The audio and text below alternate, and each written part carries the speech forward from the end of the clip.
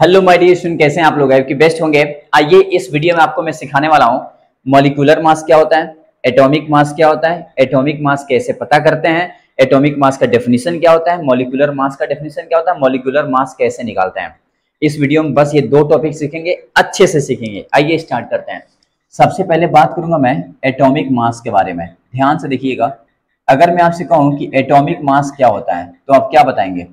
कोई भी आपसे पूछता है व्हाट इज एटॉमिक मास तो आप बोलेंगे the mass of atom, the mass of an atom is known as atomic mass. Atomic mass यानी अगर कोई पूछता है आपसे कि बताइए एटॉमिक मास क्या होता है तो आप बोलेंगे मास ऑफ एटम। यानी कोई भी एटम होगा उसका जो मास होगा उसी को बोलेंगे एटॉमिक मास। आई होप कि आप समझ चुके होंगे। डेफिनेशन देख लिया ना। अब सुनिए, एटॉमिक मास ये तो समझ में आ गया एटॉमिक मास होता है, लेकिन एटॉमिक मास को कैसे पता करेंगे हम लोग? तो सुनिए, अगर मैं आपसे कहूं ये क्या है, न्यूक्लियस, इसमें आपके इलेक्ट्रॉन्स हैं। इलेक्ट्रॉन इसको बोलते हैं अपन ऑर्बिट, और यही आपका होता है सेल, और इसके अंदर है आपके इलेक्ट्रॉन्स। इसमें न्यूट्रॉन और प्रोटॉन होते हैं, और ये पूरा एक एटम है।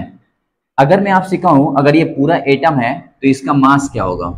तो यहाँ पे आप लिखेंगे मास ऑफ एटम, डायरेक्ट लिखेंगे mass of atom equal to mass of neutron, mass of proton और मास ऑफ इलेक्ट्रॉन। अगर मैं इन तीनों के मास को जोड़ दूं तो मास ऑफ एटम आ जाएगा। तो मैं लिखूंगा mass of electron plus mass of proton plus mass of neutron. इन तीनों को मैं जोड़ने जा रहा हूं। अगर मैं जोड़ूंगा तो मास ऑफ इलेक्ट्रॉन होता है 9.1। आपको बता दूं मैं, जो मास ऑफ इलेक्ट्रॉन होता है ना वो होता है 9.1 10 के पावर माइनस 31 kg। याद रखिएगा इतना होता है, और इसको नेग्लेजिबल मान लिया गया। जब इसको नेग्लेक्ट कर दिया गया तो केवल क्या बचा? मास of proton, mass of proton बचा, और प्लस मास ऑफ न्यूट्रॉन बचा। ये हो गया मास of atom. Mass of atom यानी अब कोई मास ऑफ एटम के बारे में बात करें तो आप लिखेंगे mass of proton plus mass of neutron equal to mass of atom. अब सुनिएगा, अगर मैं आपसे कहूं कि मास ऑफ प्रोटॉन, तो ये बताइए न्यूक्लियस में एक प्रोटॉन तो होगा नहीं। अरे यार, एक प्रोटॉन थोड़े हो सकता है, दो भी हो सकते हैं, तीन भी हो सकते हैं, चार भी हो सकते हैं, एन टाइम्स भी हो सकते हैं। क्या पता कितने प्रोटॉन हो सकते हैं। इसीलिए नंबर ऑफ प्रोटॉन, तो यहाँ पे नंबर ऑफ प्रोटॉन को हम पी से लिखेंगे और मास ऑफ प्रोटॉन को mp से लिखेंगे। देखिए, मास ऑफ प्रोटॉन mp और नंबर ऑफ प्रोटॉन p। मान लिया p प्रोटॉन है, प्लस न्यूट्रॉन ना, तो नंबर ऑफ न्यूट्रॉन n और मास ऑफ न्यूट्रॉन mn। आप देख सकते हैं न्यूट्रॉन भाई दो भी हो सकता है, तीन भी हो सकता है, चार भी हो सकता है, डिपेंड ऑन एटम। तो न्यूट्रॉन और प्रोटॉन की संख्या को, प्रोटॉन की संख्या को p से, न्यूट्रॉन की संख्या को n से, और मास को mp, मास mn। Okay done. आप सुनिए, ये मास ऑफ एटम चल रहा है, मास ऑफ एटम। ठीक, आप सुनते रहिएगा। ये बताइए, आपको बता दूं मैं, याद रखिएगा, मास ऑफ प्रोटॉन जो होता है ना अप्रोक्स इक्वल होता है मास ऑफ न्यूट्रॉन को। दिमाग में ये सेट कर लीजिए। आपको बता दूं कि मास ऑफ प्रोटॉन जो होता है ना 1.67 10 के पावर माइनस 27 kg होता है, और मास ऑफ न्यूट्रॉन जो होता है ना 1.64 10 के पावर माइनस 27 kg होता है। अप्रोक्स इक्वल मान लेते हैं। और एक बात और बता दूं आपको 1 AMU के बारे में। 1 AMU को बोलते हैं एटॉमिक मास यूनिट। क्या बोलते हैं डियर? Atomic mass unit. ये एटम के मास को मेजर करने वाला एक यूनिट होता है, और इसकी जो वैल्यू होती है ना 1.67 10 के पावर माइनस 27 kg। यानी 1 AMU, mass of proton, mass of neutron, तीनों इक्वल दिखाई दे रहे हैं। देखिए तीनों सेम है। अगर तीनों सेम है ना तो मैं लिख सकता हूं मास of proton approx equal mass of neutron equal 1 AMU। 1 AMU को मैं ये पूरा लिख सकता हूं। अब सुनिए, यहाँ पे मैं एक मास ऑफ प्रोटॉन है, मास of neutron, mass of neutron को मैं मास ऑफ प्रोटॉन लिख सकता हूं, यानी n इसको मैं लिख दूंगा मास ऑफ प्रोटॉन। देखिए ना, p mass of proton plus n mass of neutron, इसको मैं मास ऑफ प्रोटॉन लिख दिया। ठीक, अब इससे फायदा क्या होगा? मास ऑफ प्रोटॉन दोनों में है तो कॉमन ले लूंगा मैं।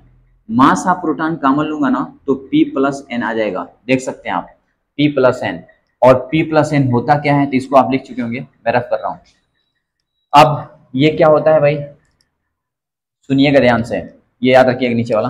ये देखिए मास ऑफ एटम चल रहा था, मास ऑफ एटम यानी mass of atom equal to M P bracket में पी प्लस एन। अब सुनना माय डियर, अगर मैं आपसे कहूँ कि ये सोडियम है 11 सोडियम 23, इसी को बोलते हैं अपन जेड, इसी को बोलते हैं इलेक्ट्रॉन, इसी को बोलते हैं प्रोटॉन, ऊपर वाले को बोलते हैं मास नंबर।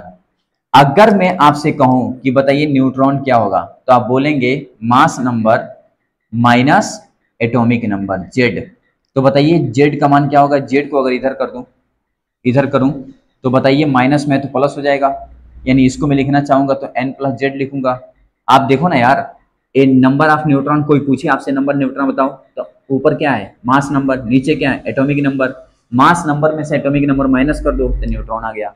अगर मैं इस जेड को इधर ला दूं तो n प्लस जेड, और जेड है क्या p, देखो ना जेड क्या है p, तो इसको n प्लस p लिख सकता हूं, और यही आपका a आ गया, यानी a क्या है मास नंबर आ गया, आप देख सकते हैं, यानी n प्लस p को मैं मास नंबर लिख दूंगा, वाओ। और ये आपका मास ऑफ प्रोटॉन, और mass of proton O1 mu के बराबर है, यानी इसको मैं AMU लिख दूंगा। यानी आज से कोई भी मास ऑफ एटम की बात करे, मास ऑफ एटम, तो याद रखिएगा AMU, दिखाई दे रहा है कि नहीं इसमें, एक मिनट, याद रखिएगा AMU, एक मिनट दिख रहा होगा, देख लीजिएगा, ठीक है, AMU, ठीक दिख रहा होगा। चलिए, तो क्या समझे आप कि जब भी कहेगा ना मास ऑफ एटम तो AMU। अब इतना लिखिए, फिर इसके आगे मैं आपको बताता हूं।